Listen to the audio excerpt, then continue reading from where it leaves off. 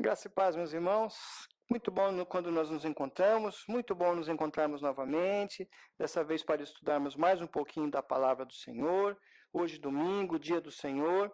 Espero que você possa aproveitar esse domingo da melhor maneira possível e que também tenha um tempo reservado para pensar nas coisas de Deus, para meditar na palavra do Senhor, para se unir a nós nesse momento de estudo da palavra de Deus. Se para você já não é mais domingo, já é segunda, terça ou quarta-feira, que você também aproveite esse tempo, esse momento de estar na presença do Senhor e de estudar a sua palavra. Felizes são aqueles que estudam a palavra de Deus, que buscam a sabedoria na palavra do Senhor, que buscam ao Senhor através do conhecimento da sua palavra. Não é? Nós estamos fazendo um estudo nesse trimestre. Hoje nós já estamos na 9ª aula, já estamos indo já para a reta final da carta aos Hebreus. Nós estamos caminhando, pensando muito sobre Hebreus. Hebreus é uma carta muito importante, uma carta muito atual, fala muito para nós de hoje, desse tempo. Você vai perceber, já deve estar percebendo, fala muito para nós nesse tempo, como falou para aqueles sacerdotes do primeiro século que haviam se convertido ao cristianismo. Então, a carta de Hebreus, ela se divide em 2 momentos. Hoje nós vamos estudar a carta no capítulo 10, dos versos 19 ao 39. Então, a carta de Hebreus, ela se divide em 2 momentos, onde no primeiro momento o autor fala da superioridade de Cristo, fala sobre a superioridade de Cristo sobre todo o sistema religioso e mostra que a sua superioridade se dá pelo fato dele não ser homem comum, mas o próprio Filho de Deus que assumiu a forma humana para fazer aquilo que era impossível ao homem fazer, devido à sua imperfeição, devido aos seus atos de culto que também eram imperfeitos, enfim, devido ao pecado da humanidade. E na segunda parte, que começa a partir de hoje, o autor ele convocou os seus leitores e a nós também a agirem de acordo com as verdades que foram ensinadas por ele na primeira parte. Então agora é hora de pôr em prática tudo aquilo que foi aprendido, é hora de deixar definitivamente as práticas do Antigo Testamento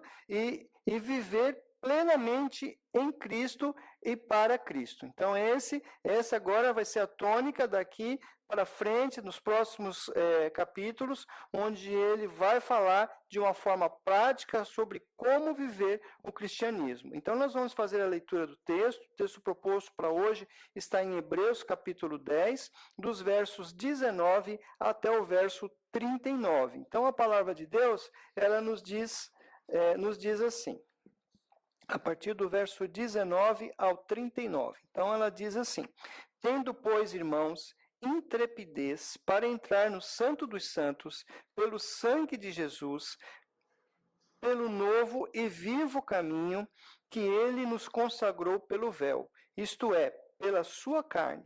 E tendo grandes sacerdotes sobre a casa de Deus, aproximemo-nos com sincero coração, em plena certeza de fé, tendo o coração purificado de má consciência e lavado o corpo com água pura. Guardemos firme a confissão da esperança, sem vacilar, pois quem fez a promessa é fiel. Consideremo-nos também uns aos outros, para nos estimularmos ao amor e às boas obras. Não deixemos de congregar-nos, como é costume de alguns. Antes façamos admoestações, e tanto mais quando vedes que o dia se aproxima. Porque se vivemos deliberadamente em pecado, depois de termos recebido o pleno conhecimento da verdade, já não resta sacrifício pelos pecados. Pelo contrário, certa expectação horrível de juízo e fogo vingador, prestes a consumir os adversários. Sem misericórdia, morre pelo depoimento de 2 ou 3 testemunhas quem tiver rejeitado a lei de Moisés. De quanto mais severo castigo julgais vós, será considerado digno aquele que calcou os pés, o Filho de Deus, e profanou o sangue da aliança, com o qual foi santificado, e ultrajou o Espírito da graça? Ora, nós conhecemos aquele que disse: a mim pertence a vingança, eu retribuirei, e outra vez o Senhor julgará o seu povo. Horrível coisa é cair nas mãos do Deus vivo. Lembrai-vos, porém, dos dias anteriores, em que, depois de iluminados, sustentastes grande luta e sofrimentos. Ora, expostos como um espetáculo, tanto de opróbrio quanto de tribulações, ora tornando-vos coparticipantes com aqueles que desse modo foram tratados. Porque não somente vos compadecestes dos encarcerados, como também aceitastes com alegria o espólio dos vossos bens, tendo ciência de possuirdes vós mesmos patrimônio superior e durável. Não abandoneis, portanto, a vossa confiança. Ela tem grande galardão. Com efeito, tendes necessidade de perseverança, para que, havendo feito a vontade de Deus, alcanceis a promessa. Porque ainda dentro de pouco tempo, aquele que vem virá e não tardará. Todavia, o meu justo viverá pela fé, e se retroceder, nele não se compraz a minha alma. Nós, porém, não somos dos que retrocedem para a perdição. Somos, entretanto, pela fé, para a conservação da alma. Amém. Então, esse é o texto proposto para hoje, o capítulo 10, a parte final do capítulo 10 de Hebreus. Né? Então, nessa segunda parte, então, de Hebreus, o autor ele vai nos convocar a agir de acordo com as verdades que foram por ele ensinadas. Né? Então, nós nessa leitura, nessa primeira leitura, numa leitura mais superficial, nós já podemos detectar alguns ensinos, já podemos compreender algumas coisas aqui que ele já ensinou. Então, agora já é hora de pôr em prática aquilo que foi aprendido, já é hora de deixar definitivamente as práticas do Antigo Testamento, vivendo plenamente para Cristo. Estou repetindo esse conceito para que a gente possa entender qual é a ideia do autor de Hebreus nesse momento. Então, a obra de Cristo ela é muito importante para a nossa salvação, porque ele cumpriu todas as exigências do antigo pacto, do Antigo Testamento, e pelo seu sangue, Jesus estabeleceu, então, o novo pacto, a nova aliança. Essa nova aliança, sim, completa e perfeita, porque ela dispensa qualquer outra coisa para nos aproximar de Deus. Então, Jesus abriu um novo caminho para nos aproximar de Deus, no qual todos temos livre acesso. Então, aqui nós temos a grande diferença do Antigo para o Novo Testamento, do Antigo Pacto para o Novo Pacto. Jesus vem, Jesus atende todas aquelas exigências impossíveis do homem atender, e aí sim abre esse caminho, abre um novo tempo através do seu sangue para nos aproximarmos de Deus com toda a liberdade. Então você lembra que antes o acesso de Deus era bloqueado pelo véu. Lembra disso? Lá no tabernáculo, e aqui eu tenho na minha mente a imagem do tabernáculo e tem a imagem do templo também. Então o véu era uma cortina bem grossa que separava então o espaço onde as pessoas poderiam ir e o local chamado Santo dos Santos. Esse véu separava o povo de Deus, separava o povo da pessoa de Deus. E apenas uma vez por ano o sumo sacerdote poderia entrar nesse lugar como representante do povo. Mas o acesso ao lugar santíssimo, o que estava depois do véu, não era permitido às pessoas. Somente uma vez por ano esse sumo sacerdote entrava nesse lugar. Então, o que esse véu que separava o homem de Deus representava? O que esse véu representava, que separava o homem de Deus, representava? Né? Aí você vai pensando aí, você pode ter vários pensamentos, várias ideias, talvez fica aí meio suspenso, né? Mas esse véu, ele representava os nossos pecados, que nos impediam de ver a Deus. Eram os nossos pecados que nos impediam, são os pecados do homem que nos impedem de ver a Deus, que nos impedem de aproximar a Deus, de Deus, que nos impedem de estar próximos a Deus. Então, quando Jesus morre na cruz, quando Jesus morreu naquela cruz, esse véu foi rasgado. Então, os pecados foram perdoados. E a partir de então, nós podemos estar face a face diante de Deus. Nós podemos estar, então, diante de Deus. Esse caminho foi aberto quando Jesus morreu na cruz pelos nossos pecados. Então, Jesus morre na cruz, os pecados são perdoados e já não há mais, então, esse impedimento para chegarmos diante de Deus. Já não há mais esse impedimento. Então, esse é o significado. Esse caminho, além de novo e vivo, como diz o texto fala logo no início do caminho novo e do caminho vivo. Então, tendo, pois, irmãos, intrepidez para entrar no Santos dos Santos pelo sangue de Jesus, pelo novo e vivo caminho que ele consagrou pelo véu, isto é, pela sua carne. Então, a carne de Cristo, quando foi dilacerada, o véu se rasga e nós temos esse acesso liberado. Então, esse caminho, além de novo, é um caminho vivo. Por que que ele é novo e vivo? Porque, diferente dos sacrifícios que eram feitos anteriormente, Jesus ressuscitou, vencendo a morte e assumindo um lugar de honra junto ao Pai. Então, Jesus assume esse lugar de honra junto ao Pai. Jesus está vivo, por isso o sacrifício é vivo. Por isso esse caminho é vivo. É um caminho novo, nunca trilhado antes, porque nunca ninguém teve condições de fazer isso que ele fez. E agora, então, venceu a morte, assume um lugar de Cristo, assume um lugar de honra junto ao Pai e intercede pelos nossos pecados. Então, ele está lá, nesse momento, intercedendo pelos nossos pecados. E é por isso que o autor afirma que nós podemos nos achegar com ousadia ao trono da graça.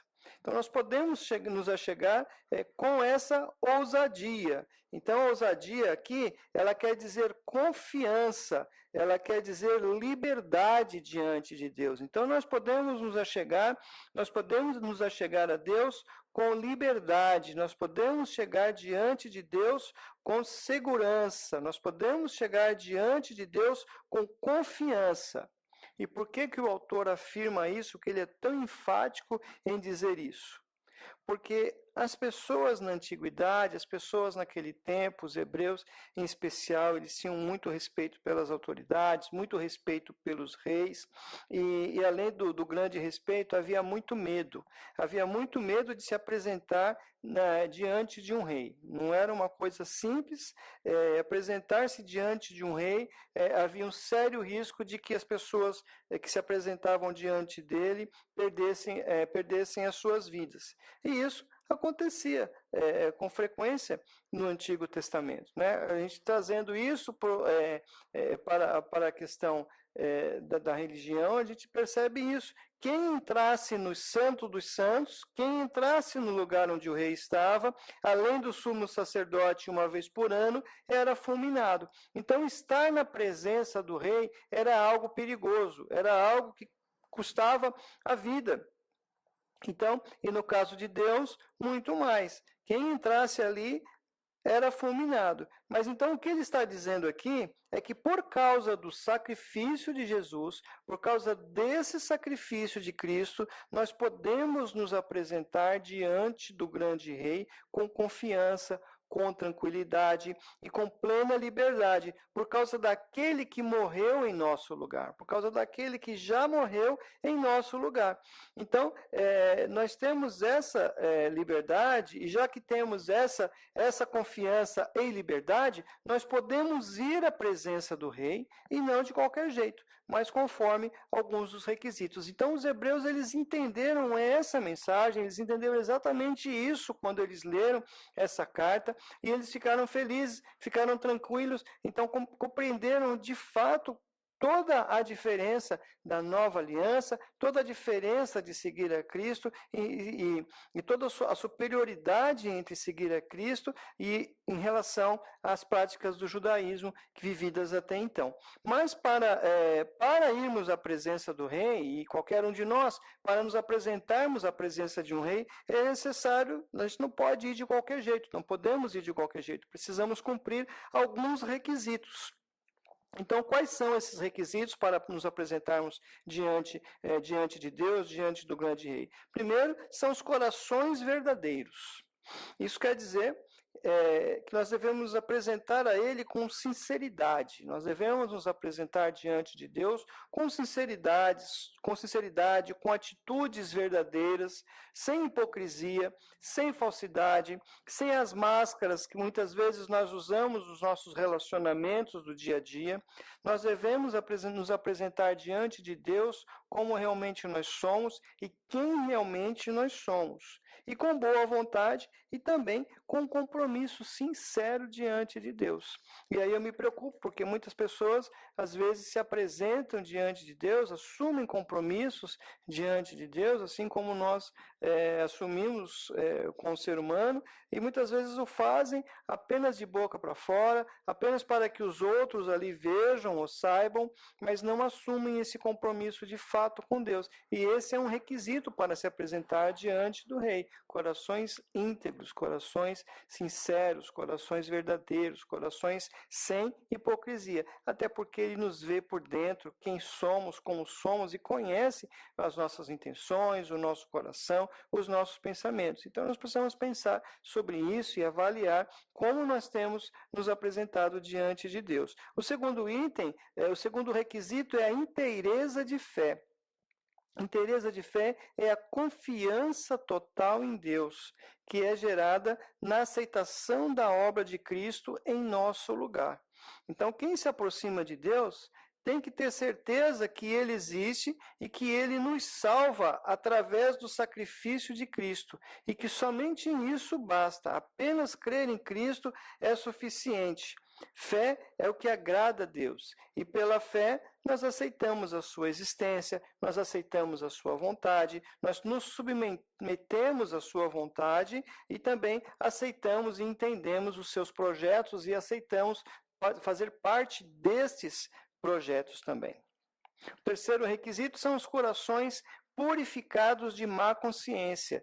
Nós devemos nos apresentar diante de Deus com a consciência de que o sangue de Cristo nos purifica de todo pecado, nos justifica diante de Deus e tira toda a nossa culpa, dando-nos condições de estar na presença do Pai. Então, quem nos dá a condição de estar na presença do Pai é Jesus, é através dele que nós podemos estar na presença do Pai. Então, os nossos corações devem ser purificados, devem ser lavados de má consciência, ou seja, nós devemos ter a consciência de que realmente é através de Cristo, não através dos nossos méritos que nós podemos nos achegar a Deus. E o quinto item é estarem apresentarmos com os corpos lavados com água limpa, com água e com água pura, né? Estou fazendo isso de acordo com o texto aqui, a gente está lendo aqui o versículo,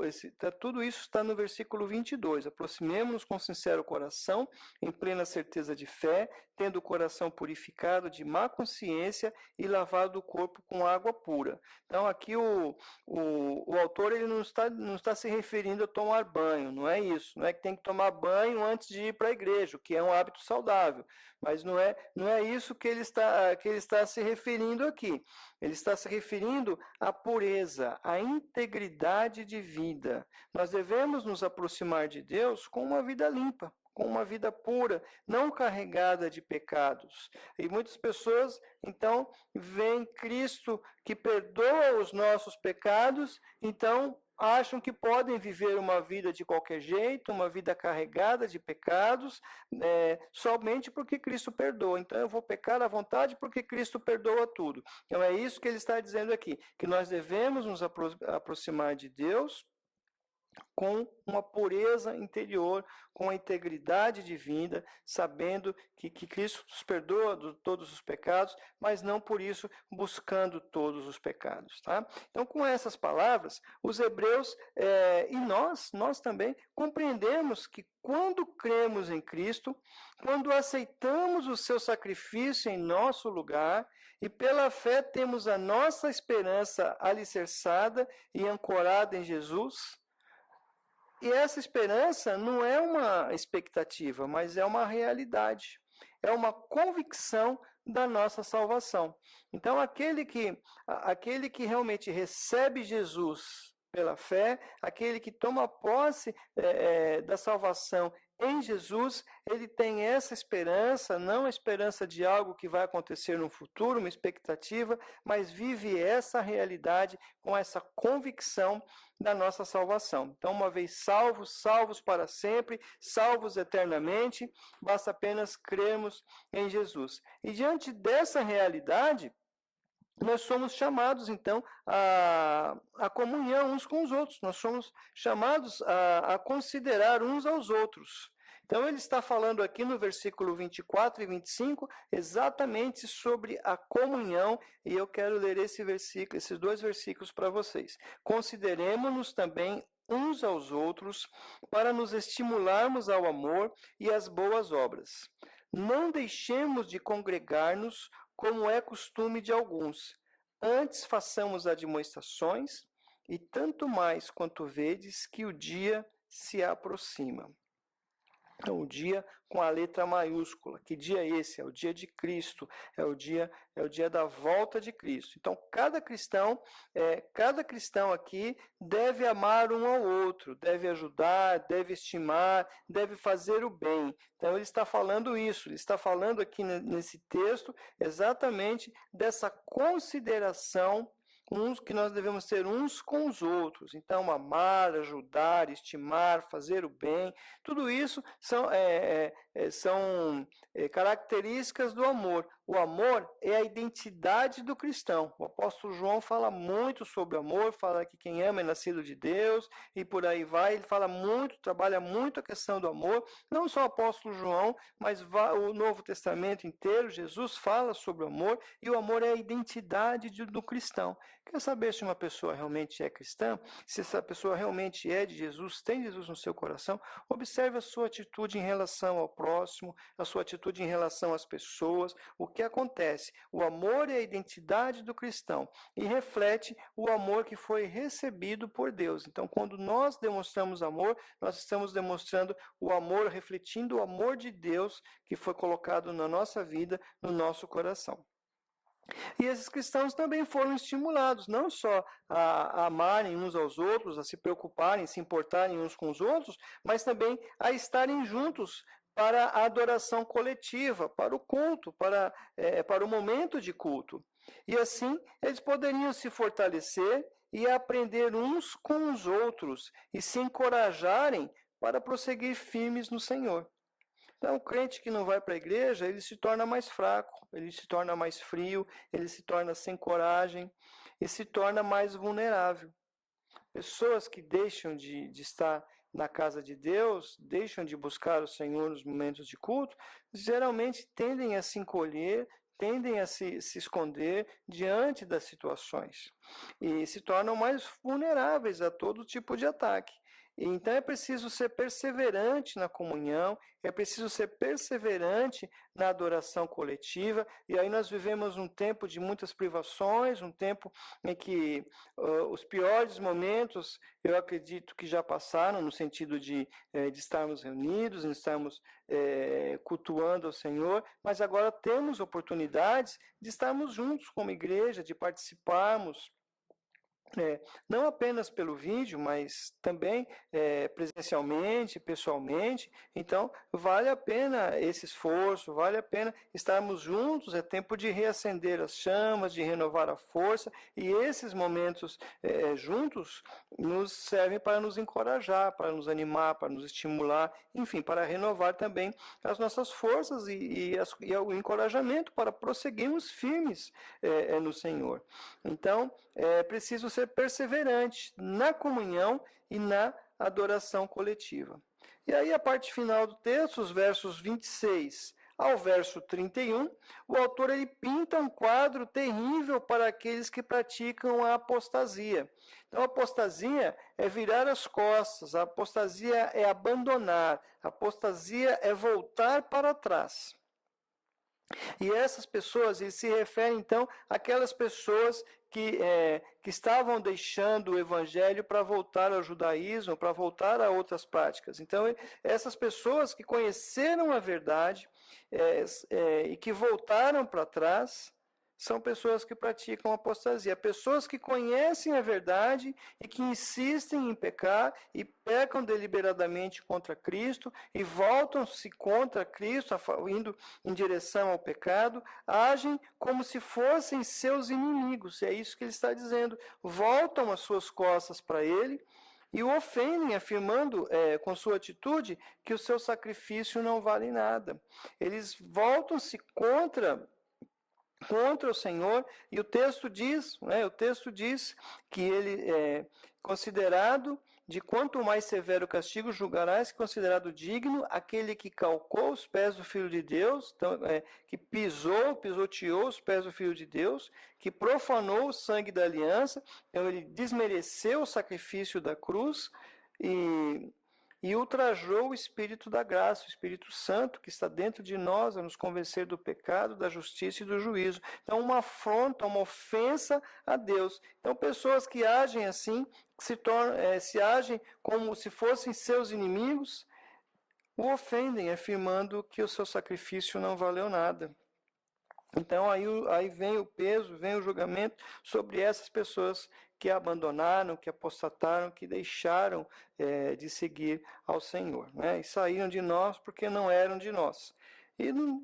Nos últimos versículos do 26, dos 32 ao 39, esses versículos vêm como um encorajamento, eles servem como encorajamento para os crentes verdadeiros, para os crentes fiéis. Então, os crentes hebreus, eles estavam sofrendo um momento muito difícil, grande perseguição, eles estavam sendo perseguidos, eles tinham seus bens confiscados, eles eram presos, eles eram torturados, e estavam sendo, então, através dessas palavras, estimulados a perseverarem na sua fé e a não ter medo de se identificar com Cristo. É interessante que esses mesmos cristãos que estavam sendo presos e que estavam tendo seus bens confiscados, estavam dando testemunho para outros crentes de diversos lugares que vale a pena negar as coisas para ficar com Cristo, que vale a pena ficar firme com Jesus.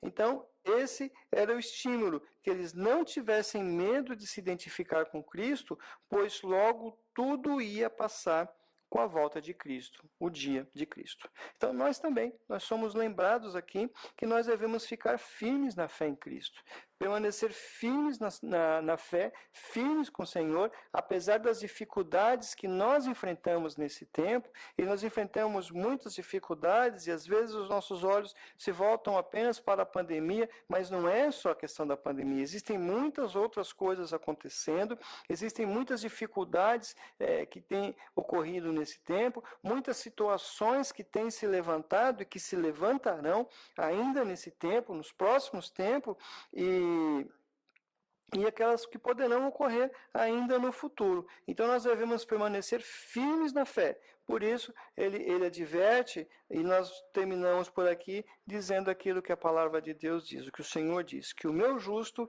viverá pela fé, e se retroceder nele, não se compraz a minha alma. Então, o convite é esse, o convite de Deus para nós é que fiquemos firmes e que nós tenhamos fé. Não sejamos como aqueles que retrocedem. Nós não somos dos que retrocedem para a perdição. Somos, entretanto, da fé.